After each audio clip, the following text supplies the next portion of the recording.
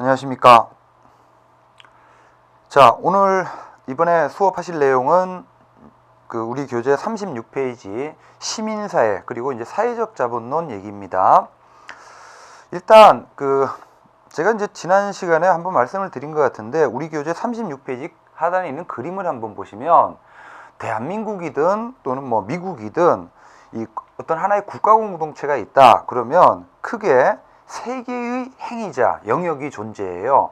첫 번째가 정부라는 존재고, 그 다음에 이제 두 번째가 시장, 그리고 이제 세 번째가 시민사회예요. 그래서 이제 일반적으로 국가 공동체다 그러면 정부, 시장, 시민사회 이런 식으로 이제 구성이 되는데, 우리 이제 지난 시간에 언급했다시피 20세기에는 시장 실패가 대세였죠. 그래서 시장이 사회 문제 유발의 근원이었고, 그러다 1970년대쯤에는 다시 이번에는 이 정부 실패라는 현상이 나오면서 이 신자유주의 이데올로기가 이 정부의 역할 기능 줄이자, 다시금 이제 시장으로 돌아가자 이런 주장을 해요. 자, 그러면 우리가 이제 역사적으로 이렇게 봤을 때 시장이 실패하니까 정부가 나섰고, 다시금 정부가 실패하니까 이제 시장의 역할이 부각이 돼요. 자, 근데 정부도 불완전하고 시장도 불완전하다는 얘기죠. 그러면 지금까지는 정부 아니면 시장, 시장 아니면 정부, 이런 식으로 양자택일의 문제로 생각을 했는데, 결국 정부도 불완전하고 시장도 불완전하다. 그러면 정부도 아니고 시장도 아닌 뭔가 제3의 문제 해결책은 없겠느냐 해가지고 이제 주로 70년대 이후에 80년대 이제 부각되는 현상이 시민사회라는 주제입니다. 자, 그러면 그림을 간단하게 보시면, 자, 이 이제 그림에서 이제 이 사회를 만드는 기본 단위는 여러분이나 저와 같은 한 사람 한 사람 개인들이죠.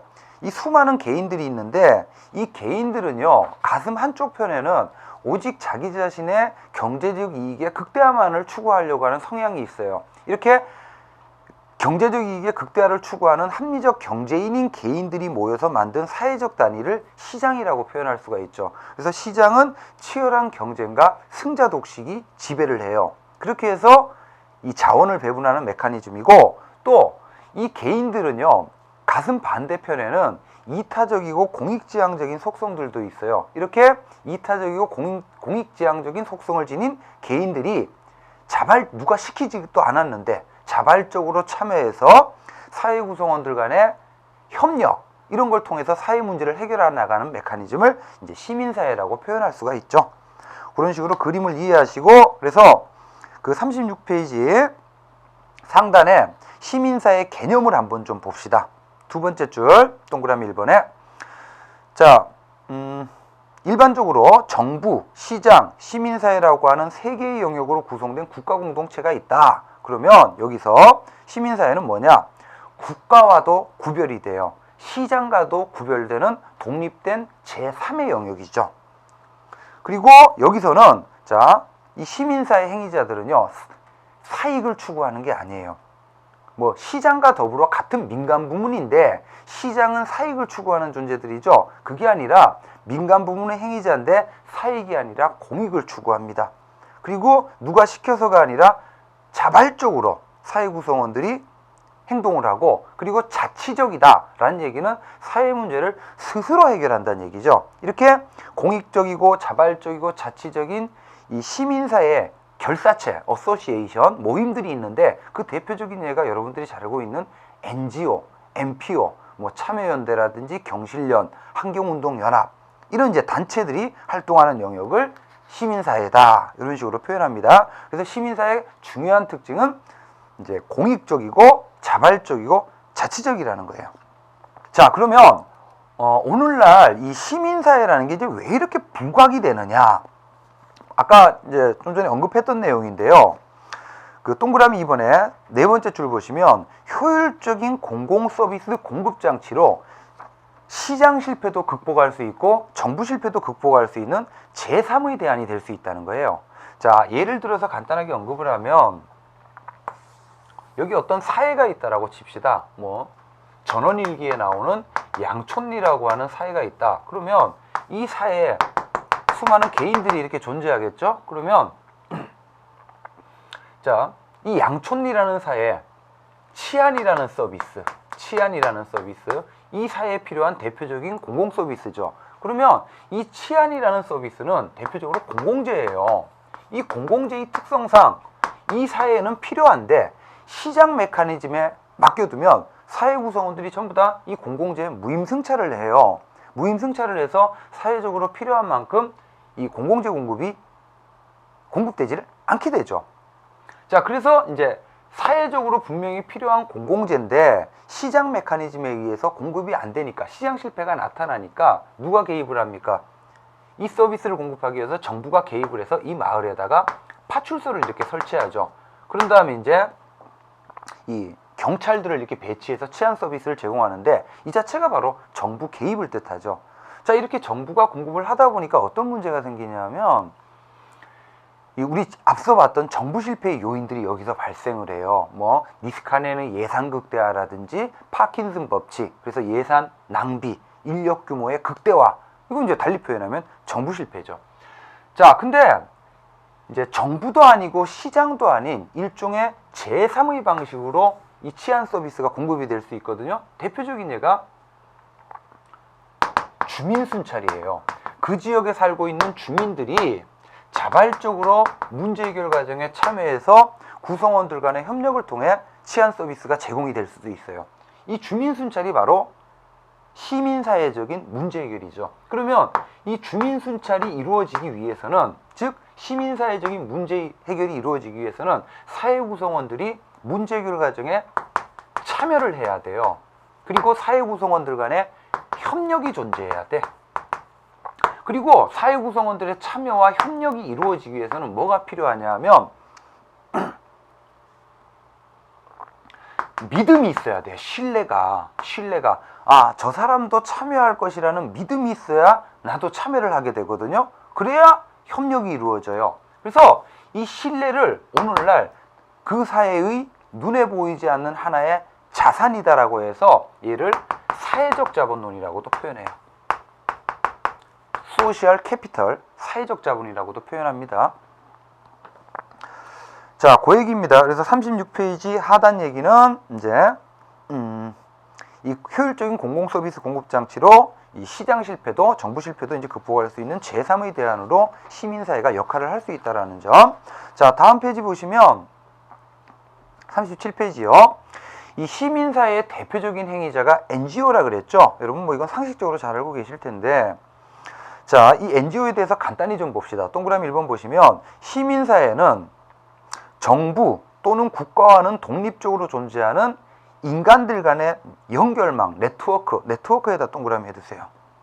자, NGO의 중요한 특징을 하나 꼽아라. 그러면 그게 바로 뭐냐 하면 네트워크예요. 네트워크. 자, 여기 이제 이 양촌리라는 사회에 수많은 개인들이 존재하죠. 이 개인들을 연결하는 연결망, 이게 바로 네트워크거든요. 그러면 이렇게 개인들을 연결하는 네트워크가 형성이 되어 있으면 사회 구성원들이 네트워크를 통해서 어떻게 해요? 한 번, 두 번, 세 번 사회 문제 해결 과정에 참여하게 되고, 저 사람 저번에도 참여했더니 이번에도 참여했네? 그럼 나도 앞으로 참여를 해야지. 이렇게 이 네트워크를 계기로 해서 사회 구성원들 간에 뭐가 쌓여요? 신뢰가 쌓여요. 신뢰가 쌓이면 협력이 이루어지고, 그러면 자발적인 시민사회적인 문제 해결이 가능해지는 거죠. 이 네트워크 역할을 하는 게 바로 NGO라는 겁니다. 그래서 뭐 NGO다 그러면 이제 흔히 비정부 조직으로 알고 계시죠. 비정부 조직. 그리고 이 NGO를요, 다른 말로 뭐라고도 하냐면 NPO라고 해요. 그러니까 이제 NGO라고 표현할 때는 정부와 같은 강제력이 없다는 얘기예요. 그리고 NPO라고 표현할 때는 비영리 조직, 영리, 이윤을 추구하는 게 아니라는 거죠. 시장과 구별되는 개념이죠. 그 다음에 얘를 다른 말로 자발적 조직이라고도 해요. 누가 시켜서 만든 게 아니죠. 사회 구성원들의 자발적인 참여에 기초해서 형성된 존재니까. 그래서 NGO, NPO, 자발적 조직, 뭐 다양한 개념들이 있는데 이건 표현상의 차이일 뿐이지 NGO든 NPO든 자발적 조직이든 동그라미 2번 공통된 특징 세 가지를 갖고 있어요. 비정부성, 비영리성, 자발성이라는 특징을.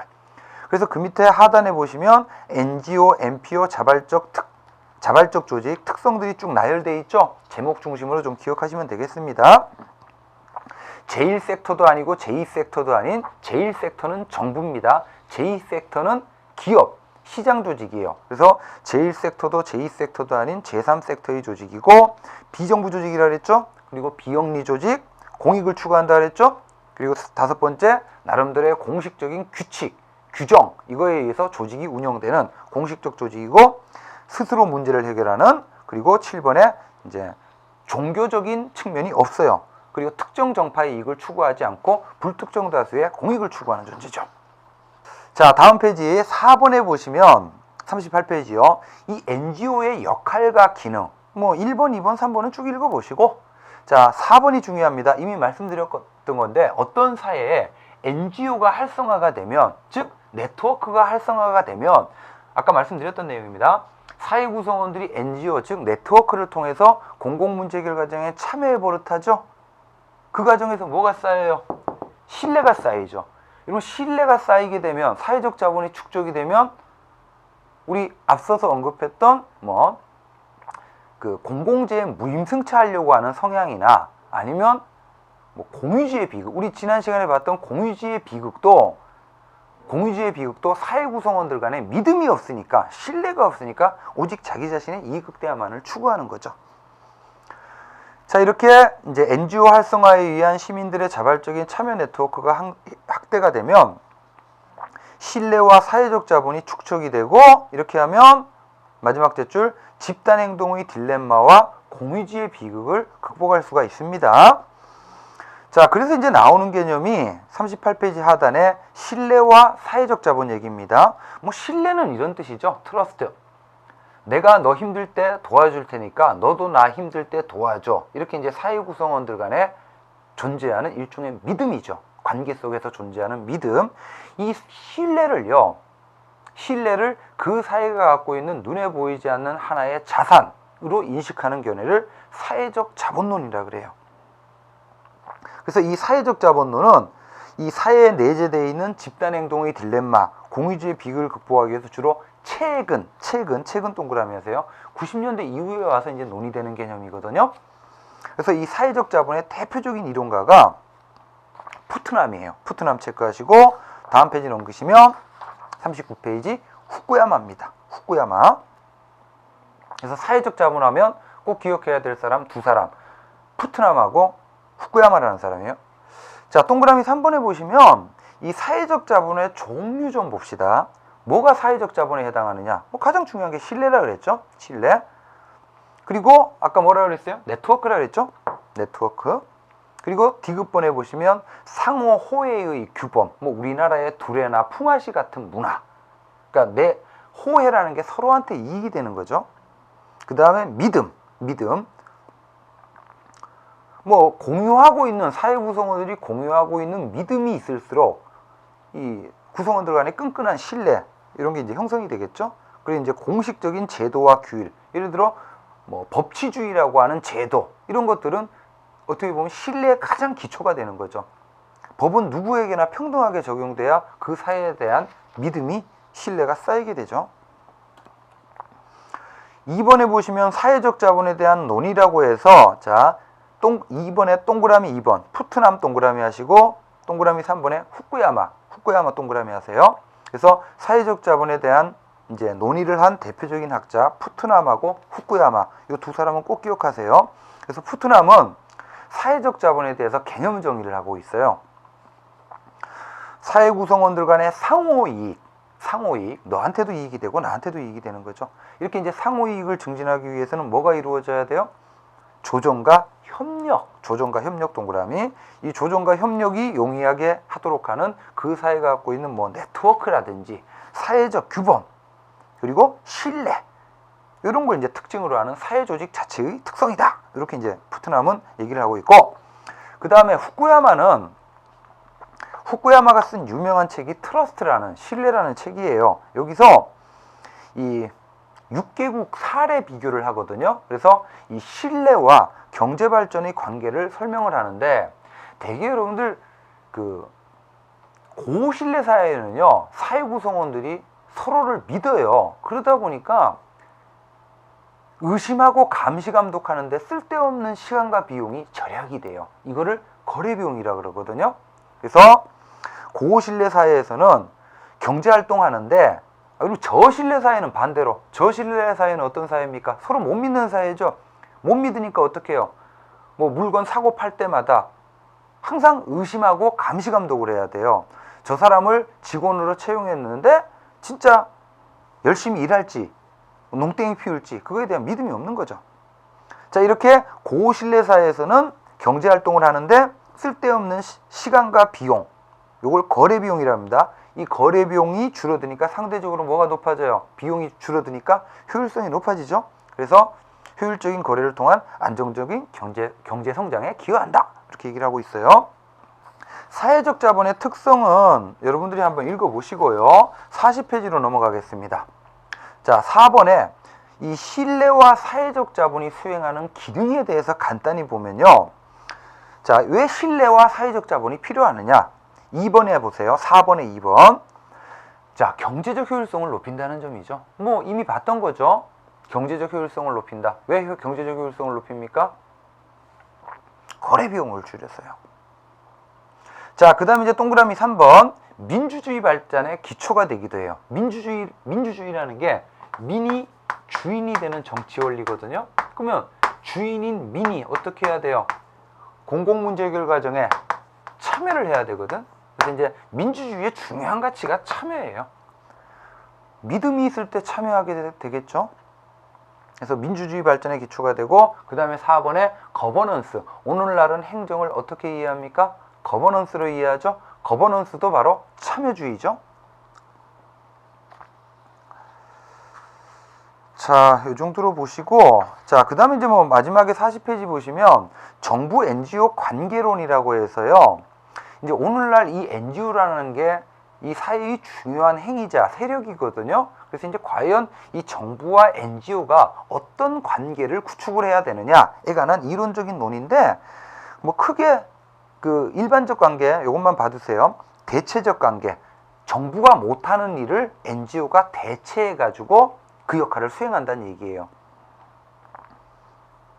요걸 이제 대체적 관계라고 그러고, 그래서 이제 그 동그라미 1번에 보시면 정부의 다양한 기술적, 정치적 한계로, 즉 요걸 정부 실패죠. 이걸로 인해서 정부가 공급하기 어려운 재화들을 NGO가 이제 공급하면서 이 정부와 NGO 간에 형성되는 관계, 요거를 대체.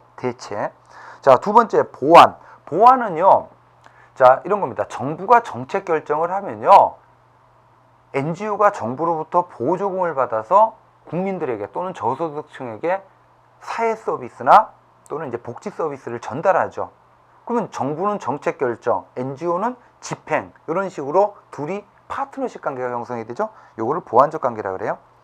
그래서 이제 이 보완적 관계를 잘 설명한 이론으로 두 번째 줄 보시면 제3자 정부 이론, 보조금 이론, 이런 게 있습니다. 뭐 대립적인 거는 서로 적대적인 거고, 그 다음에 이제 의존적인 거는 이제 NGO가 정부 재정에 철저히 의존하는, 그래서 이제 정부 NGO 관계는 일반적으로 이런 네 가지 관계가 있다, 이 정도 봐두시고요. 41페이지 내용은 여러분들이 개별적으로 좀 공부를 하시기 바라겠습니다. 자, 42페이지 보시면 뭐 같이 연결되는 내용인데, NGO와 같이 연결되는 내용인데, 아까 NGO의 중요한 특징은 제3섹터라 그랬어요. 그래서 여기서는 제3섹터 개념만 알고 계시면 됩니다. 대한민국이라는, 자, 그림 보시면 대한민국이라는 국가 공동체가 있다. 그러면 순수한 정부 조직을 제1섹터라 그래요. 그 다음에 순수한 민간 조직, 영리 조직이죠. 기업, 시장, 이거를 제2섹터라 그래요. 근데 이제 오늘날 사회가 발전하다 보니까요, 제1섹터도 아니고 제2섹터도 아닌 이런 예외적인 존재들이 막 등장하더라 이거야. 이걸 전부 묶어서 제3섹터라 그러거든요. 그래서 그림 보시면 이 제3섹터에 속하는 첫 번째 존재, 준정부 조직. 뭐 여러분이 잘 알고 있는 공사, 공기업. 공사나 공기업은 정부 조직은 아니죠. 하지만 정부로부터, 뭐 한국철도공사, 한국도로공사가 정부 조직은 아닙니다. 하지만 그러니까 삼성과 같은 독자적인 법인이에요. 하지만 정부로부터 통제를 받으면서 정부 역할을 일정 부분 대행하고 있죠. 이거를 준정부 조직이라고 그러고, 그 다음에 이제 준민간 부문, 이게 바로 NGO예요. NGO. 그래서 이제 이 준정부 부문하고 준민간 부문을 뭉뚱그려 가지고 이제 제3섹터라고 표현을 합니다. 자, 이 제3섹터를 달리 표현하면 중간 조직이라고도 하는데, 제1섹터와 제2섹터 사이에 있는 중간 조직이라는 거예요. 그래서 이 제3섹터를 이제 지칭하는 표현으로 콰고라는 표현이 있고, 2번에 콴고라는 표현이 있는데, 이건 뭐 의미만 알고 계시면 됩니다. 약자예요, 약자. 콰고는요, 영어로 KJ의 QUA. 이게 이제 준하다의 뜻이죠. 그 다음에 거버먼탈의 G, 그 다음에 어거니제이션의 O. 그래서 앞글자 따서 대문자 따서 연결하면 콰고가 되죠. 이게 이제 준정부 조직을 말해요. 그 다음에 콴고는요, 여기에 뭐가 들어가냐면 넌이 들어가. 그래서 콴고, 이게 이제 바로 우리 지난 시간에 봤던 NGO예요. NGO. 그래서 이제 넓은 의미의 콴고가 NGO다. 그래서 퀘이자의 Non-Governmental Organization, 이렇게 얘기를 합니다. 뭐 이거는 뭐 간단하게 보시면 되고, 자, 이렇게 해서 NGO 제3섹터까지 봤고요. 43페이지로 갑시다.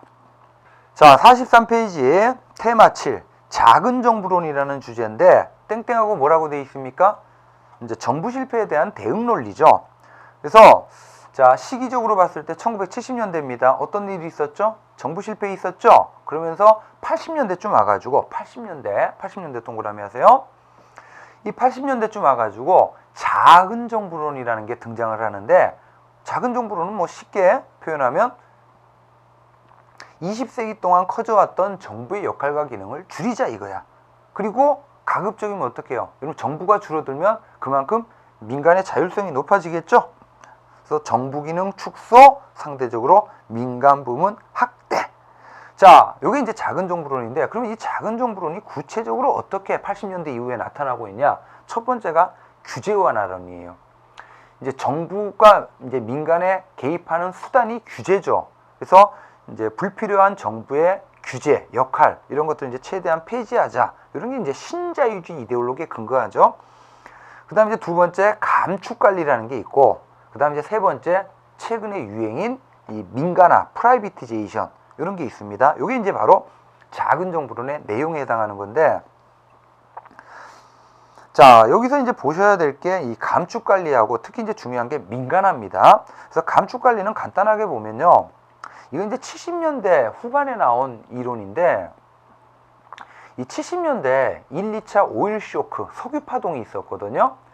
이제 석유가 굉장히 풍부하다라고 석유 파동이 이제 그 당시에 이제 석유가 배럴당 1, 2달러 했었는데, 이제 무려 100달러까지 치솟았던 사건이에요. 그 1, 2달러 할 때는 굉장히 풍부한 자원으로 인식을 했죠. 하지만 100배 가까이 치솟은 거예요. 자원난 시대가 온 거죠. 자원난 시대. 이걸 계기로 해서 이제 스태그플레이션이라는 70년대 경제 위기가 발생하고, 경제 위기가 생기니까 정부의 지출은 많아지고 수입은 적어지는, 그래서 이제 결국 재정 적자가 이제 확대가 돼 가지고 복지국가의 위기가 찾아오죠. 이러한 상황 속에서 이 감축, 줄이자는 거야. 뭘 줄이자는 겁니까? 불필요한 정부의 역할과 기능, 인력, 예산, 조직, 이런 걸 이제 줄이자라고 하는 이제 행정개혁 운동으로 등장한 게 감축 관리예요.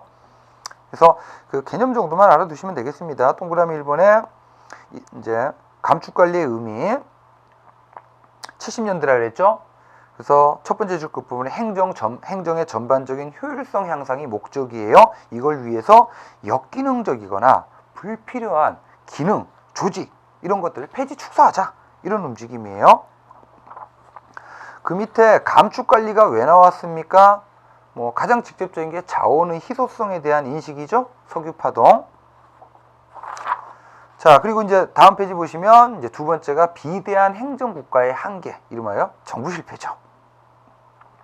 이런 것들이 이제 감축 관리의 중요한 배경이에요. 이 정도 봐두시고, 그 다음에 세 번째 보시면 감축관리다 그러면 꼭 두 가지를 방법 두 가지 기억하셔야 돼요. 일몰법 동그라미, 그 다음에 GBB 동그라미.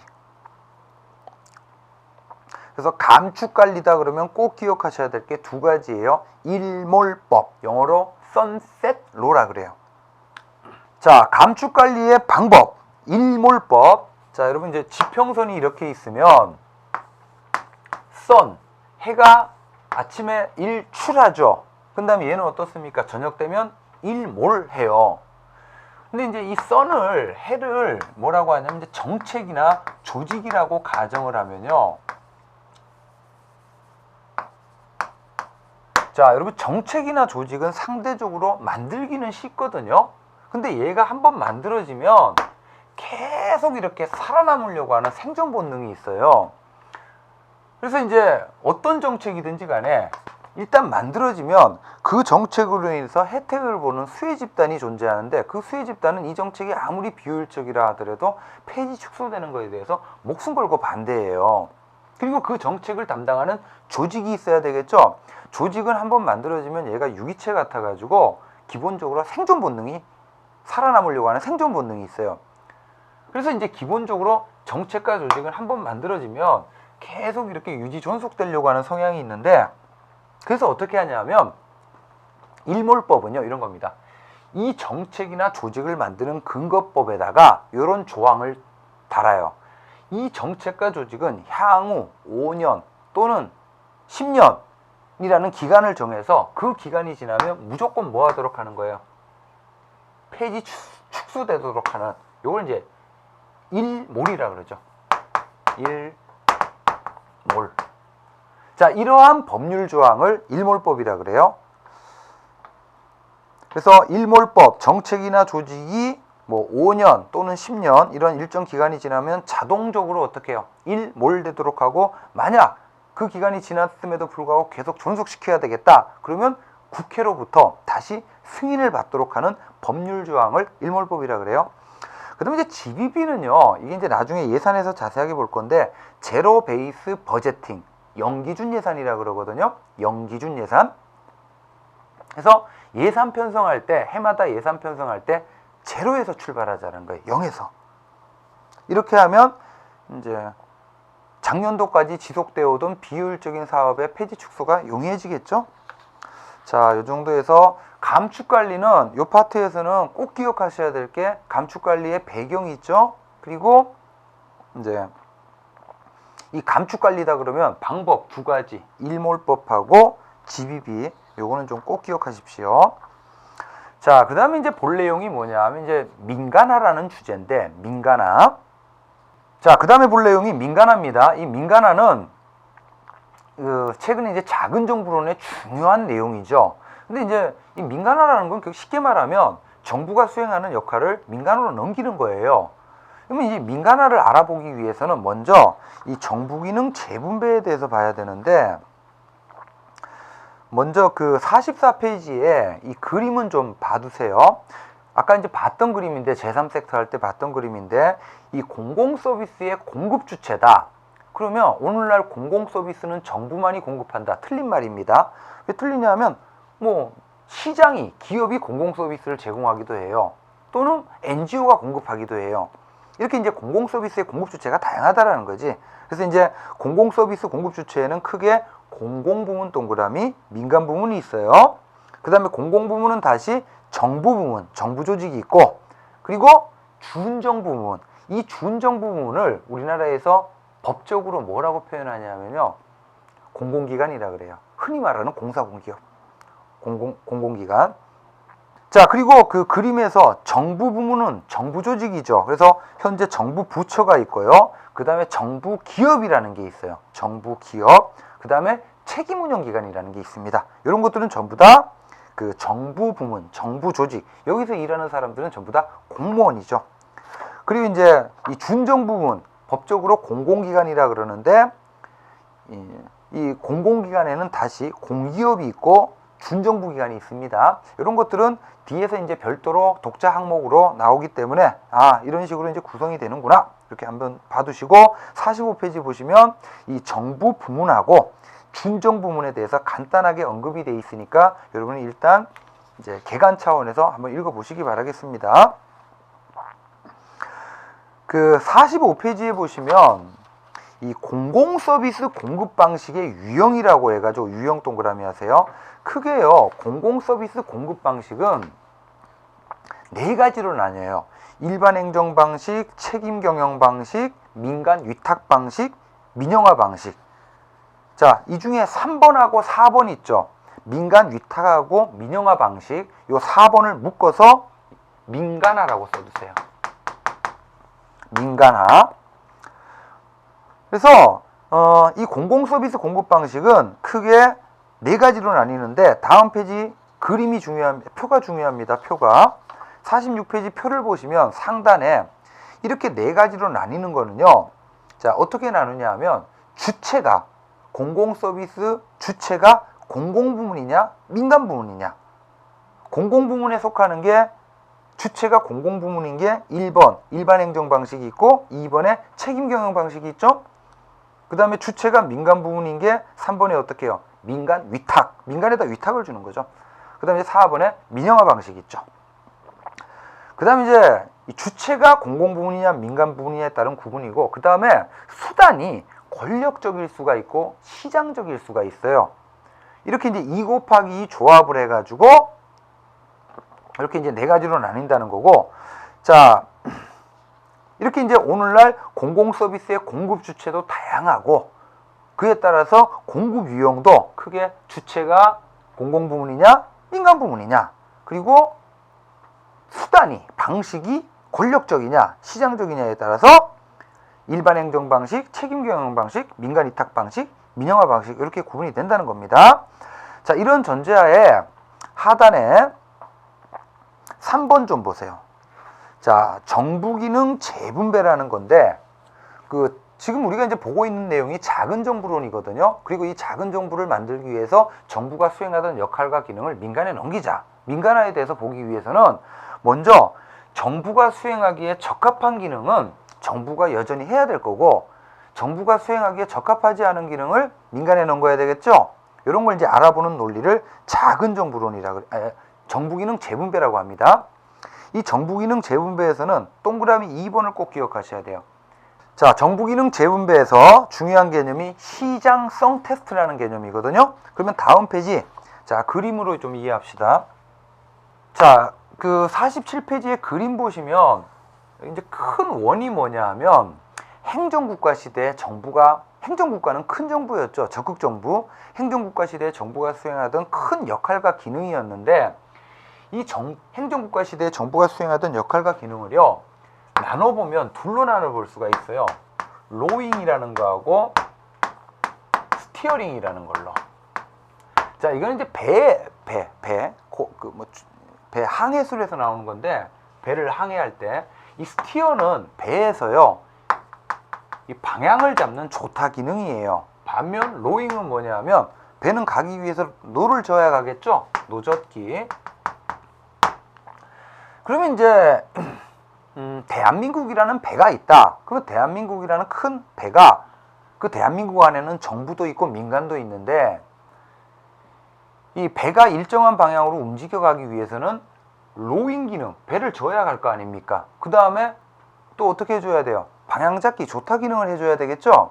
그래야 이제 원하는 방향으로 배가 움직여가는데 이 행정국가 시대에는 미안합니다. 이 대한민국이라는 배 안에 정부가 있고 민간이 있는데 행정국가 시대에는 시장 실패가 대세였어요. 여러분 이 두 가지 기능 가운데 정부 본연의 역할은 뭐냐 하면 스티어링이에요. 이 스티어링이 달리 표현하면 뭐냐 하면 정책을 결정하는 거고 로잉은 달리 표현하면 뭐냐면 결정된 정책을 집행하고 서비스를 민간에 전달하는 기능이에요. 근데 행정국가 이 두 가지 기능 가운데 정부 본연의 역할은 스티어링인데 행정국가 시대에는 시장 실패가 대세다 보니까 정부가요 이 로잉 기능까지도 수행을 한 거야. 이 로잉은 정부보다는 오히려 민간이 더 잘해요. 근데 행정국가 시대에는 시장 실패가 대세다 보니까 정부가 이 로잉 기능까지 담당하면서 정부 역할이 이렇게 커진 거죠. 그래서 마켓 테스팅에서는 정부가 수행하기에 적합한 기능, 바로 스티어링이지. 그래서 정부는 여기에만 초점을 두라는 거예요. 그리고 이 로잉에 해당하는 기능이 있죠. 이거는 폐지할 수 있으면 폐지하고, 그게 안 되면 민간으로 넘기고, 그게 안 되면 중앙정부가 획일적으로 하지 말고 지방정부로 넘겨서 지방의 특수성에 맞게끔 수행하도록 하고, 또 그게 안 되면 마지막으로 중앙정부가 하되 과거와 같이 주먹구구식으로 권력적인 방식으로 하지 말고 뭔가 효율적으로 할 수 있는 기업 경영 방식 같은 거, 내부 효율화 방안, 이런 것들 이제 모색해봐라. 이런 논리를 마켓 테스팅이라 그래요. 그래서 마켓 테스팅은 기본적으로 스티어링하고 로잉을 구분한 다음에 어디에 대해서, 이 로잉에 대해서 폐지가 가능한지, 민간에 넘기는 게 가능한지, 지방으로 넘기는 게 가능한지, 그것도 안 되면 최종적으로 내부적으로 운영을 하면서 효율성을 높일 수 있는 방법은 뭐가 있는지, 이런 걸 이제 모색해봐라. 이게 시장성 테스트라고 합니다. 자, 그래서 이 과정에서 이제 나타나는 개념이 민간화죠. 민간화. 그래서 이번 수업은 여기까지 하고 다음 시간에 이 민간화에 대해서 구체적으로 좀 보도록 하겠습니다. 수고했습니다.